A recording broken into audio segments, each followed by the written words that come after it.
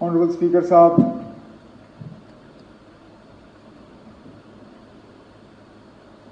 आपकी तरफ से जो हाउस के सामने ताज़ियती करारदाद विचुरी रेफरेंस पेश की गई, उसके बाद हाउस की तरफ से ऑनरेबल डिप्टी सीएम साहब ने जो रेजोल्यूशन पेश किया, उसके हक में खड़े बोलने के लिए खड़ा हुआ हूं।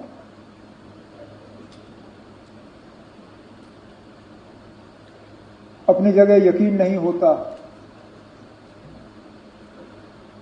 कि चंद ही दिन पहले हम इस हाउस में मौजूद थे, बजट पे,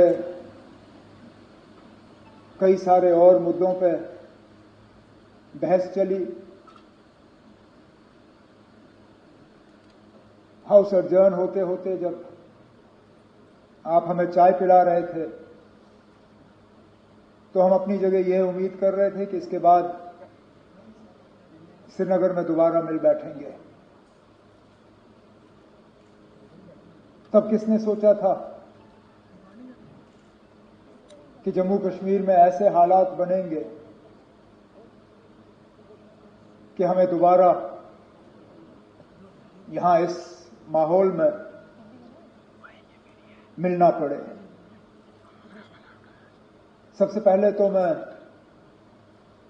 लेफ्टिनेंट गवर्नर साहब का शुक्रिया करूंगा कि काउंसिल ऑफ मिनिस्टर्स के मशवरे पे ये स्पेशल असेंबली सेशन बुलाया गया। हमने जब काउंसिल ऑफ मिनिस्टर्स में मीटिंग की, पहलगाम के हमले के बाद उसकी निंदा करने के लिए, उसकी मजम्मत करने के लिए और उन 26 लोगों के साथ हमदर्दी करने के लिए, उस वक्त ये तय हुआ कि हम ऑनरेबल लेफ्टिनेंट गवर्नर साहब से गुजारिश करेंगे कि वो एक दिन का सेशन बुलाएं। वो इसलिए कि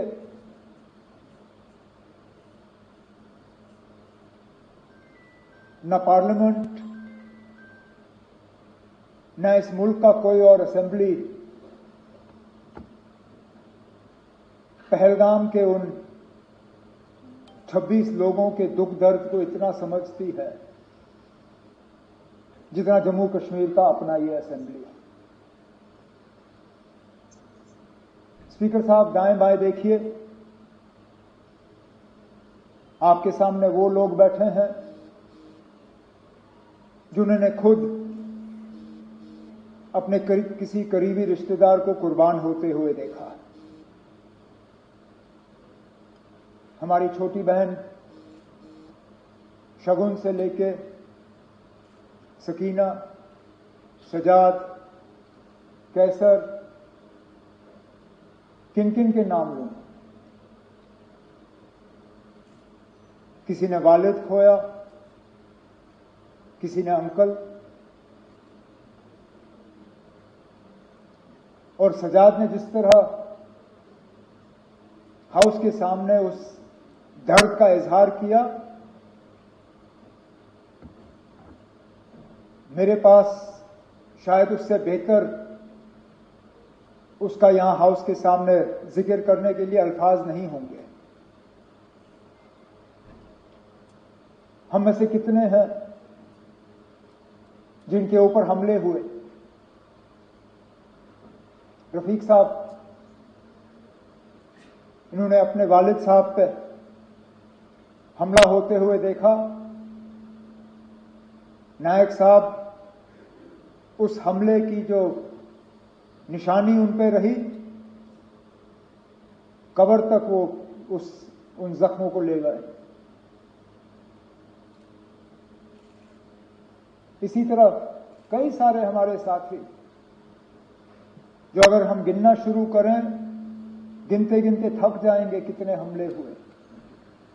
ये असेंबली, राठौर साहब आप उस असेंबली के मेंबर थे, सलाथिया साहब उस असेंबली के मेंबर थे, सागर साहब, मुबारक गुल साहब, सैफुल्लाह मीर साहब, कितने और हमारे साथी जब 1 अक्टूबर 2001 श्रीनगर के असेंबली कॉम्प्लेक्स पे हमले में 40 लोग अपनी कीमती जानें गंवा गए।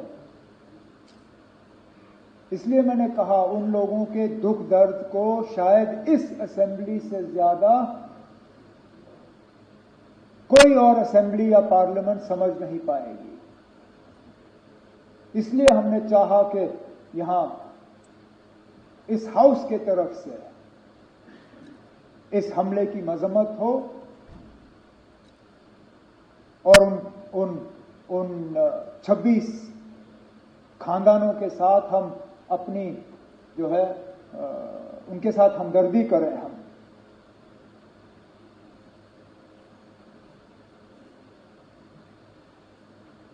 सही कहा सजाद ने, उनके नाम का जिक्र होना चाहिए। मैं चाहूंगा कि जब जो ओरिजिनल आपने ओबिचुअरी रेफरेंस मूव की उनमें जो 26 नाम हैं,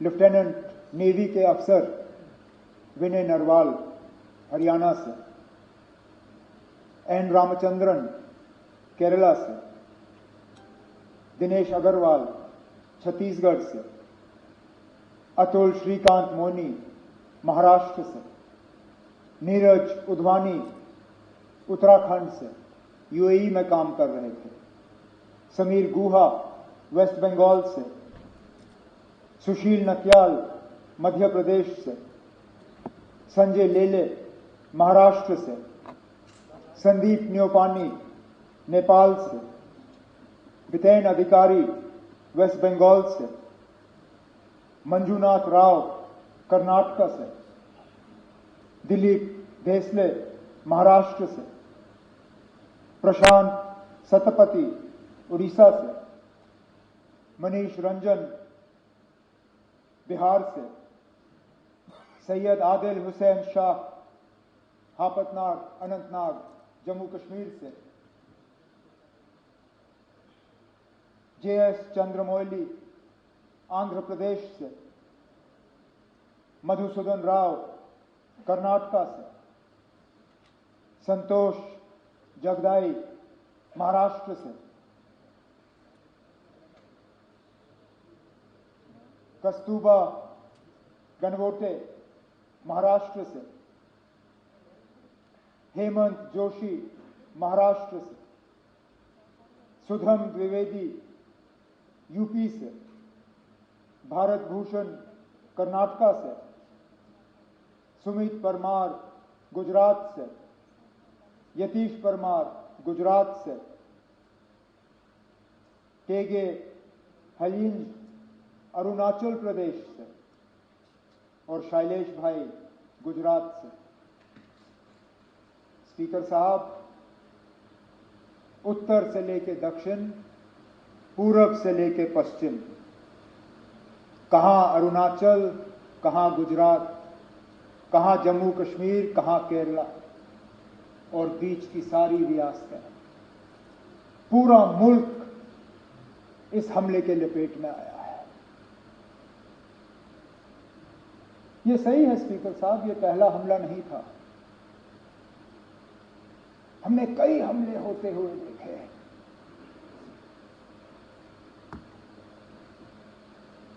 हमने अमरनाथ यात्रा के कैंप पे हमले होते हुए देखे।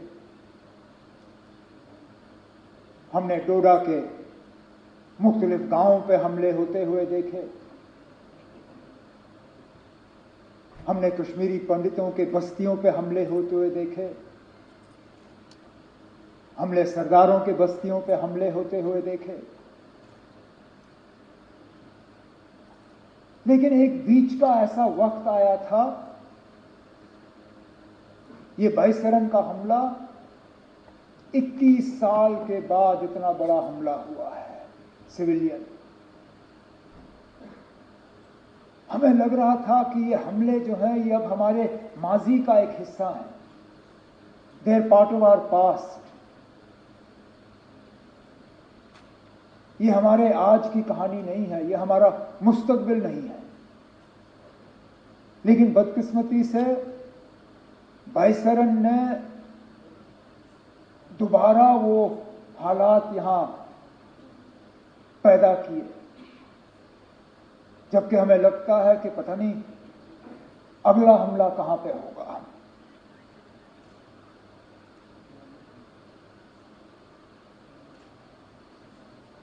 मैं अपनी जगह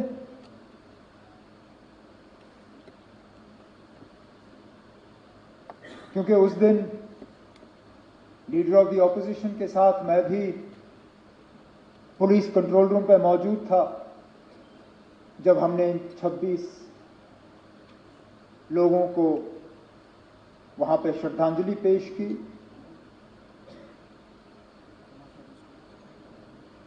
मेरे पास अल्फाज नहीं थे कि मैं क्या कह के उनके घर वालों से माफी मांगूं।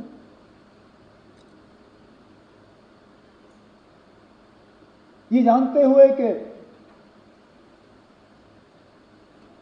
जम्मू कश्मीर की सिक्योरिटी, जम्मू कश्मीर की सुरक्षा, जम्मू कश्मीर के लोगों की चुनी हुई हुकूमत की जिम्मेदारी नहीं है, लेकिन तब भी यहां के वजीर आला की हैसियत से, यहां की टूरिज्म के मिनिस्टर की हैसियत से मैंने इन लोगों को दावत दी थी यहां आने की। मेजबान होते हुए मेरी जिम्मेदारी थी कि सही सलामत मैं इन्हें यहां से वापस भेजूं। नहीं भेज पाया।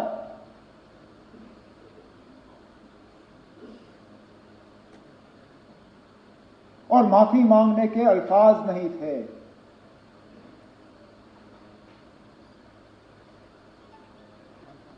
क्या कहता हूं उनको, उन छोटे बच्चों को जिन्होंने अपने वालिद को खून में लपेटा हुआ देखा,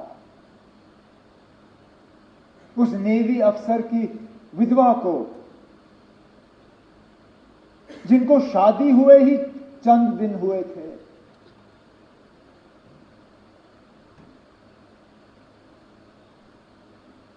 मुझे एक दो आए, मुझे कहा हमारा कसूर क्या था। छुट्टी मनाने के लिए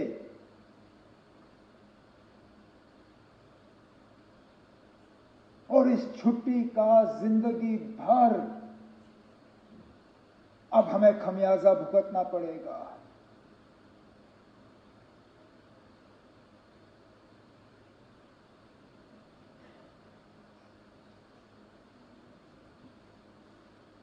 जिन लोगों ने ये किया, कहने के लिए तो वो कहते हैं कि हमारी भलाई के लिए किया, लेकिन क्या हमने उनसे कहा था कि हम ये चाहते हैं?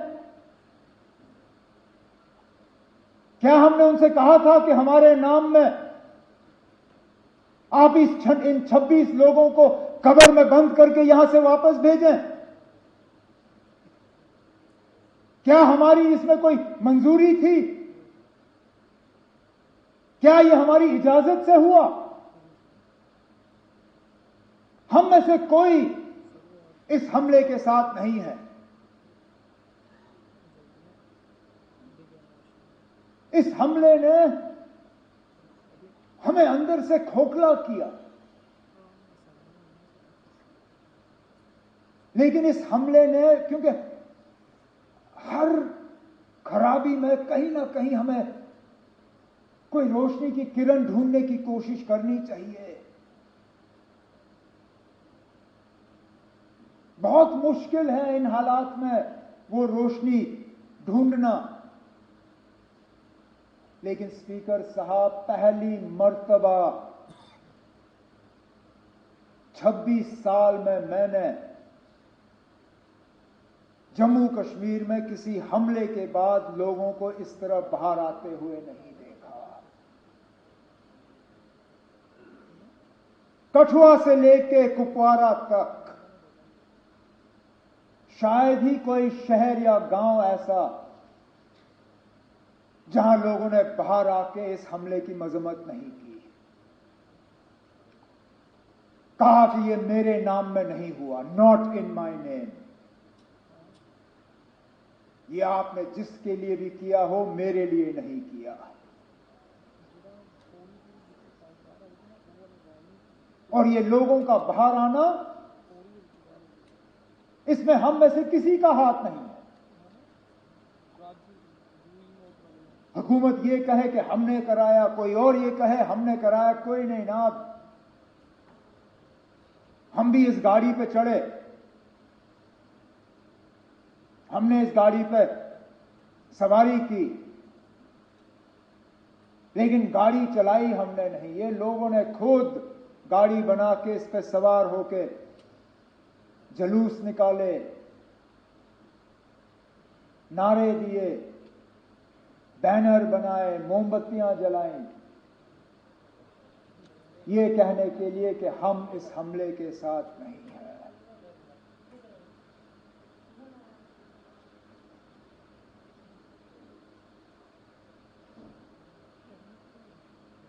मिलिटेंसी, टेरर, दहशत, आतंकवाद, इसका खात्मा तब होगा जब लोग हमारे साथ होंगे। और ये स्पीकर साहब उस मौके की शुरुआत है। अगर कि हम इस मौके पे एहतियात से कदम जो है लें, हमारे तरफ से कोई ऐसा कदम नहीं उठना चाहिए जिससे कि हम लोगों को अपने से दूर करें। कोई हमारे तरफ से ऐसी बात नहीं होनी चाहिए या कोई एक्शन हमारे तरफ से जिससे ये जो अपने आप में पैदा हुआ इसको कहीं जख्म पहुंचे। क्योंकि सही कहा सजाद ने, हम बंदूक के जरिए मिलिटेंसी को कंट्रोल कर सकते हैं, उसको खत्म नहीं कर सकते। खत्म तब होगा जब लोग हमारे साथ होंगे। और आज लगता है कि लोग अब वहां तक पहुंच रहे हैं। स्पीकर साहब, मस्जिदों में जुमा नमाज से पहले 2-2 मिनट की खामोशी इख्तियार की गई। जामा मस्जिद श्रीनगर, ये शायद बाकी मुल्क में लोग इतना इस चीज को समझेंगे नहीं। आप और मैं समझते हैं ना। हम समझते हैं किसी हमले के बाद उस मस्जिद में 2 मिनट की खामोशी का मतलब क्या है।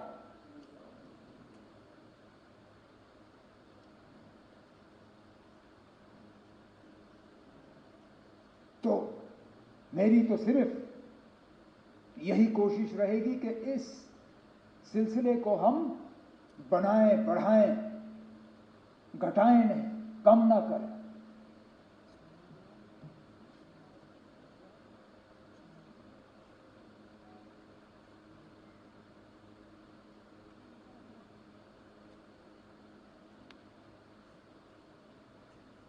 आफतनार के उस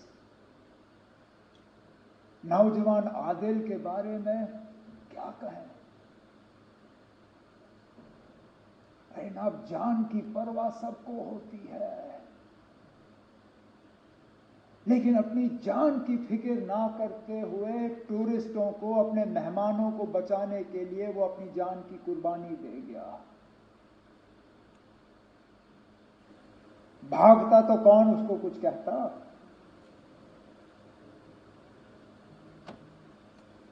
भागने के बजाय खतरे की तरफ गया।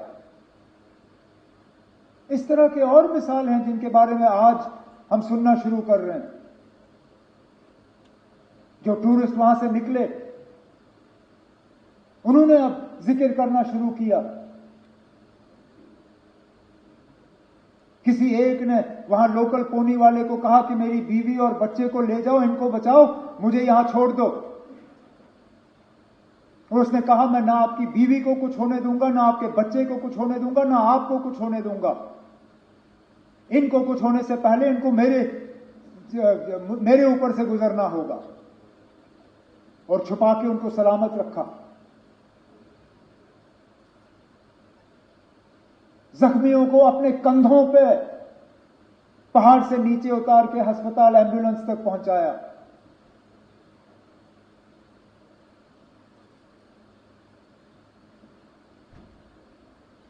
और उसके बाद जिस तरह लोकल लोगों ने मदद करने की कोशिश की, गरीब वो शिकारा वाला जो डल लेक पे फल बेचता है, उसने अपनी किश्ती पे एक छोटा सा बोर्ड लगाया, टूरिस्टों के लिए मुफ्त फ्रूट चाट। अरे ना, वो दिन के 200-300 रुपए कमाने वाला,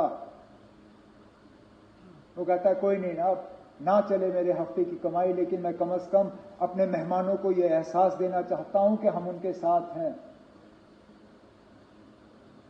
वो 3 व्हीलर वाला ने टूरिस्टों को कहा कि अगर आपको हवाई अड्डा पहुंचना है, मैं मुफ्त आपको हवाई अड्डा पहुंचा दूंगा। इसी तरह की टैक्सी वाले, होटल वालों ने अपने कमरे खोले और कहा आप यहां रहिए। जिन्होंने गुलमर्ग छोड़ के, पहलगाम छोड़ के, सोनमर्ग छोड़ के श्रीनगर भाग के आए, जिनके पास रहने की जगह नहीं थी, होटल वालों ने उनको कहा कि हम आपसे पैसा नहीं लेंगे, आप रहिए यहां पे।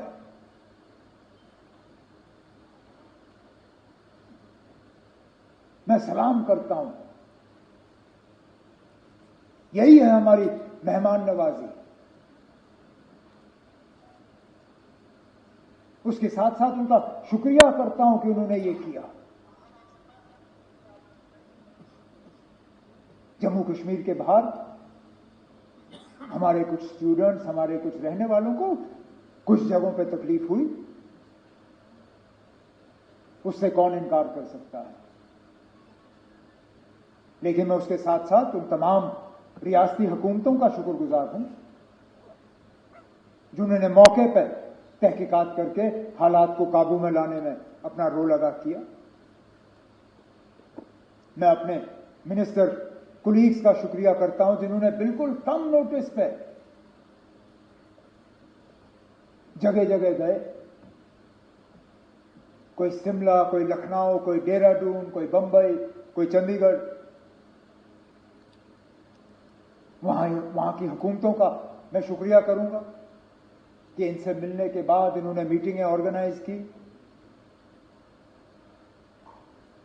हम अपने तरफ से एक सिस्टम जो है वो तैयार करना चाहते हैं, सोशल मीडिया और व्हाट्सएप वगैरह का इस्तेमाल करते हुए, ताकि एक नोडल पॉइंट हमें मिले।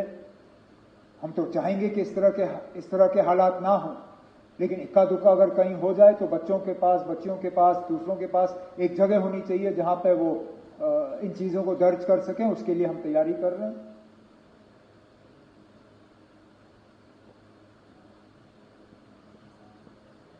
बदकिस्मती से सोशल मीडिया में जहां 90% खबरें जो है वो सही होती हैं, 10% वो भी लोग हैं जो झूठी खबर फैलाने की कोशिश करते हैं। मैं उन्हें कहना चाहता हूं कि अपनी हरकतों से बाज आओ। जब ये लोग झूठी खबरें फैलाते हैं तो जिन पे असली ये मुश्किल का जो उनको सामना करना पड़ता है, उनको भी फिर जो है इस झूठी खबर का खमियाजा भुगतना पड़ता है। तो हम इन झूठी खबरों को बर्दाश्त नहीं करेंगे, ये मैं उनको वार्न करना चाहता हूं।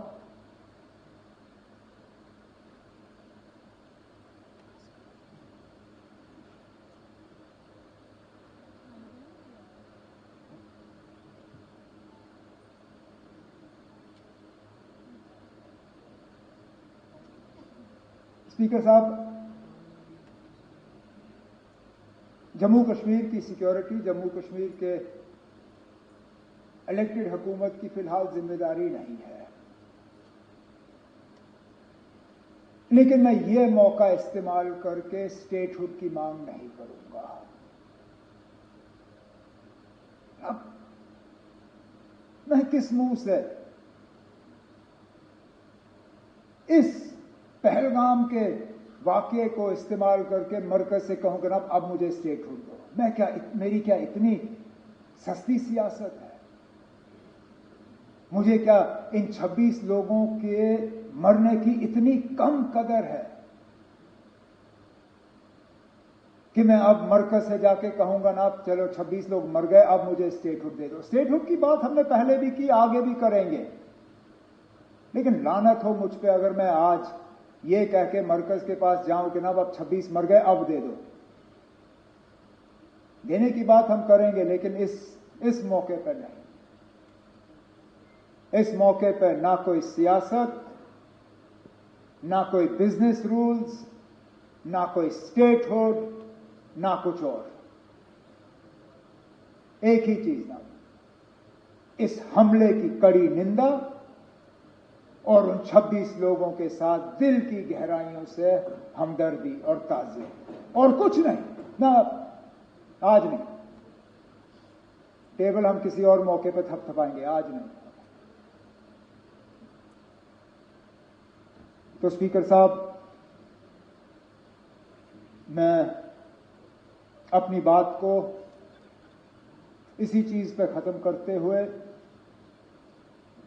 इस हाउस के तमाम मेंबरों से गुजारिश करूंगा कि जो रेजोल्यूशन डिप्टी सीएम साहब के तरफ से हाउस के सामने पेश की गई है, आप इसको सामने रखें और मैं उम्मीद करूंगा कि यूनानिमसली इसको पास करके हम मुल्क के सामने रखें। बहुत बहुत शुक्रिया।